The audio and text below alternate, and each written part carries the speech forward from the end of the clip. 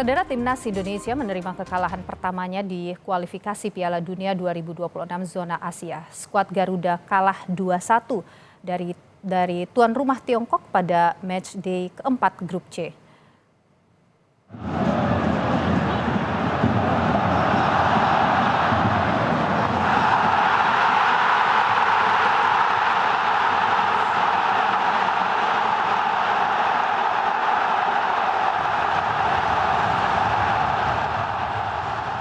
Indonesia kebobolan pada menit ke-21.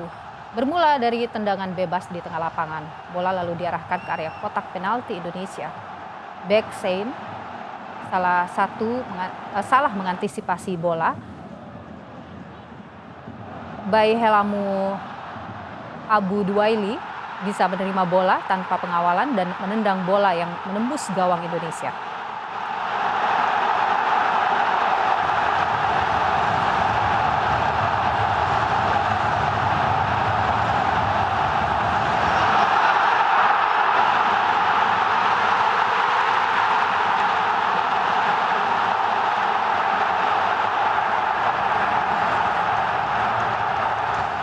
Pada menit ke-44, Indonesia kembali kebobolan dan gol dicetak oleh Zhang Yuning. Menerima umpan terobosan, Zhang Yuning lolos dari jebakan offside lalu melepaskan tendangan membobol gawang Martin Pas. Babak pertama berakhir untuk keunggulan Tiongkok 2-0 atas Indonesia.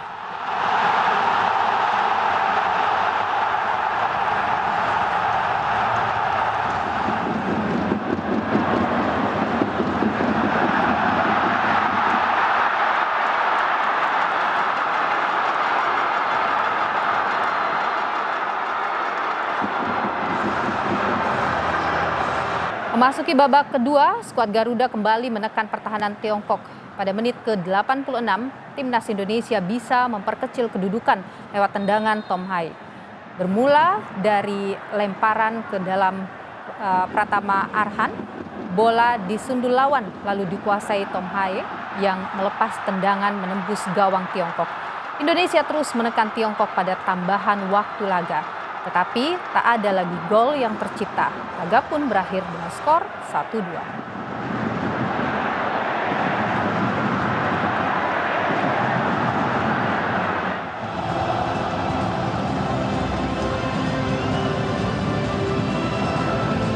Pelatih Timnas Indonesia, Sintayong, mengatakan anak asuhnya sudah mencoba berbagai cara supaya meraih poin saat melawan Tiongkok.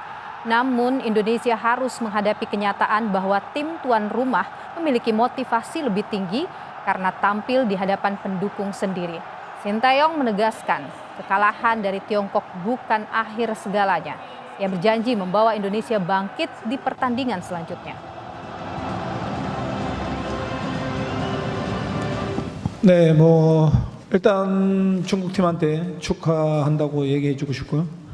우리도 마찬가지고 중국도 마찬가지고 이 구자는 마음들이 간절하지 않았나. 중국이 우리보다 더 간절했나? 그런 생각이 들기도 하고. 오늘 경기 비록 졌지만 우리 선수들 또한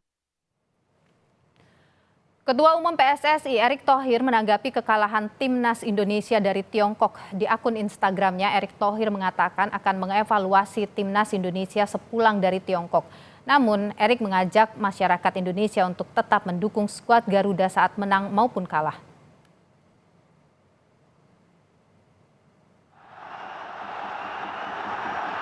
Sementara Presiden Joko Widodo menilai kalah dan menang dalam pertandingan hal biasa. Jokowi menekankan agar Timnas Indonesia tetap semangat setelah kalah dari Tiongkok. Ia menyebut Indonesia masih punya peluang besar di pertandingan selanjutnya. Ya, namanya bola itu ada menang, kadang-kadang ada kalah, kadang-kadang draw, biasa. Yang paling penting tetap semangat karena kita masih memiliki peluang besar untuk masuk ke ronde berikutnya. Skuad Garuda alami kekalahan di kandang Tiongkok di laga keempat grup C kualifikasi Piala Dunia 2026 zona Asia. Kami saudara akan membahasnya bersama dengan pengamat sepak bola Wesley Hutagalung. Bung Wesley, selamat petang. Selamat petang. Wesley, ini melihat pertandingan yang berlangsung malam tadi ya, formasi pilihan Sinteyong lawan Tiongkok ini jadi sorotan publik. Kalau pandangan Anda bagaimana? Ya Mbak, dalam sepak bola setiap pelatih itu punya wewenang untuk menentukan siapa pemain yang dia pilih, formasi apa, dan kemudian semua itu akan dipertanggungjawabkan dengan segala resikonya. Kita tidak tahu karena saya tidak ada di lapangan, kenapa si A tidak main, kenapa si B yang main, itu kan semua wewenang pelatih. Kondisi pemain dilihat oleh si pelatih. Sehari sebelumnya itu sampai setengah jam sebelum pertandingan pun masih bisa berubah, tergantung kondisi si pemain. Nah, kadang-kadang pelatih itu juga tidak hanya melihat kondisi fisik, dia butuh pemain sesuai strategi yang disiapkan untuk menghadapi lawan dengan karakter-karakter yang tertentu. Lawan A, karakter yang dibutuhkan adalah pemain seperti ini. Lawan tim B, karakter yang dibutuhkan pemain seperti ini. Jadi itu semua wilayah pelatih yang kita harus hormati, kita hargai, karena sebenarnya secara permainan kita bagus.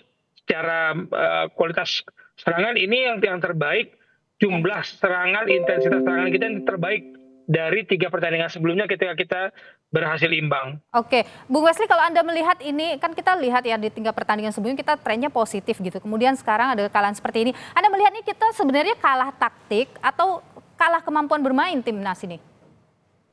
Kalau kalah bermain tidak ya, kita hanya kecolongan akibat komunikasi yang kurang bagus. Terjadi gol pertama, komunikasi itu penting sekali, chemistry juga penting sekali. Lalu yang kedua mungkin kita lengah dan bola diberi penjagaan kita kurang baik, melihat posisi lawan itu penjagaan yang sangat lemah, gagal perangkap offside, tapi kita tidak berada di belakang lawan, itu yang berbahaya ketika menghadapi serangan balik. Saya pikir kelemahannya di situ. Secara intensitas serangan kita bagus. 14 kali kita berusaha melakukan tembakan, ini yang paling banyak. Sebelumnya kita tidak sampai 2 digit, paling banyak itu 8 nggak salah lawan kita menghadapi Arab Saudi. Setelah itu lawan Bahrain kita hanya punya 5 tembakan, meskipun 5-5-nya on target. Nah, ini kita punya 14 tembakan, 6-nya on target dan 1 menjadi gol. Oke, ini kan kalau kita lihat ya, Sinteyong juga mengatakan ya bahwa China ini atau Tiongkok ini bermain bola panjang begitu ya. Kalau Anda sendiri bagaimana melihat taktik dari Tiongkok ini? Lawan Cina dengan lawan Arab Saudi, lawan Bahrain, lawan Australia pasti berbeda. Secara teknik kita, secara taktik kita memang melihat Cina yang paling lemah dengan kekalahan mereka kemarin 3 pertandingan sebelumnya. Dengan kemampuan mereka mencetak gol juga, kita lihat 2 gol sebelum mereka menghadapi Indonesia kan mereka hanya mencetak 2 gol dan 1 gol bunuh diri. Sebenarnya kita cukup percaya diri, kita confidence lah. Kalau kita bermain akan mendapatkan 3 poin dari Cina. Dengan gaya bermain apa yang Cina mainkan, ini saya pikir yang sudah harus dicermati oleh tim Sinteyong, tim pelatih kita, bahwa Cina tidak mungkin bermain meladeni kita dengan penguasaan bola. Pasti mereka menghadapi serangan-serangan balik karena mereka kalah kualitas di lini tengah. Harus kita akui kualitas lini tengah kita, pertahanan kita sebenarnya lebih bagus daripada Cina.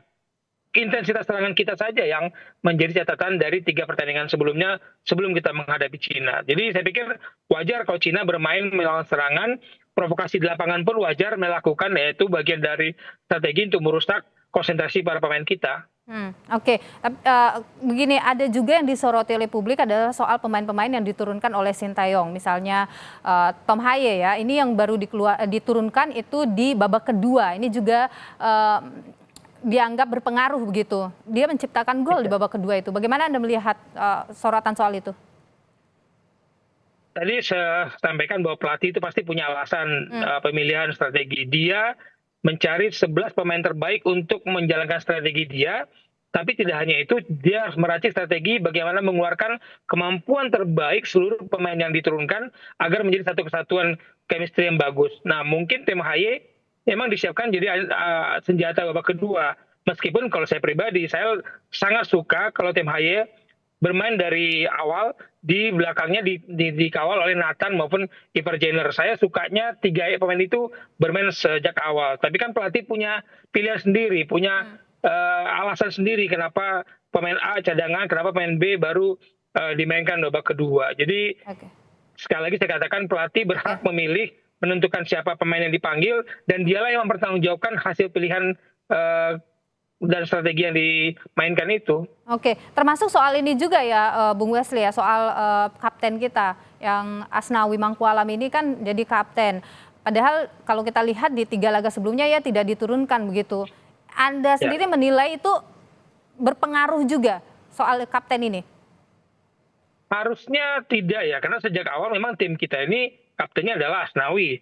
Dengan formasi bahwa Sandy Walsh selain memainkan di bek kanan bukan Asnawi dari kemarin. Tapi ketika dipercaya, kita tidak tahu ada kondisi apa dengan pemain lain yang berposisi kanan. Apakah memang Asnawi dibutuhkan karena kecepatannya, karena kemampuannya melakukan serangan balik untuk mendobrak permainan Cina? Ini kan strategi yang disiapkan oleh Sintayong. Kalau tidak berjalan, ya sudah pasti akan dievaluasi dan lakukan pergantian. Dan itu dilakukan di babak kedua. Meskipun banyak orang mengatakan, kenapa nggak ini, kenapa nggak gini, kenapa Itse sudah terbukti sebagai kapten bagus buat tim. Sekali lagi saya katakan kita boleh mengandai-andai, tapi pelatih lah yang tahu kondisi terkini dan situasi, dan dia mempertanggungjawabkan semua pilihannya itu. Baik, ini tentu kan ya kalau kita lihat PSSI juga mengatakan ada evaluasi tentunya. Tapi kan kita juga menatap ke pertandingan selanjutnya dengan Jepang gitu. Kalau Anda melihat peluangnya bagaimana dan apa saja yang perlu kita persiapkan untuk menatap positif gitu di pertandingan selanjutnya?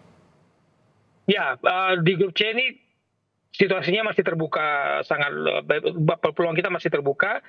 Begitu Jepang diimbangi oleh Arab Saudi, saya yakin mengatakan bahwa kita bisa mengimbangi Arab Saudi. Kenapa kita bisa juga mengimbangi Jepang permainannya seperti yang kita siapkan, dan kita menjadi tuan rumah lawan Jepang dan Arab Saudi.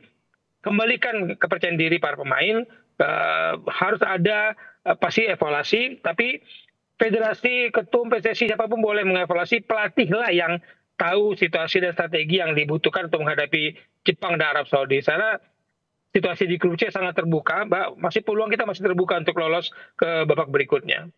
Baik, Bung Wesley, terima kasih sudah berbagi pandangan di Kompas Petang, sehat selalu. Baik.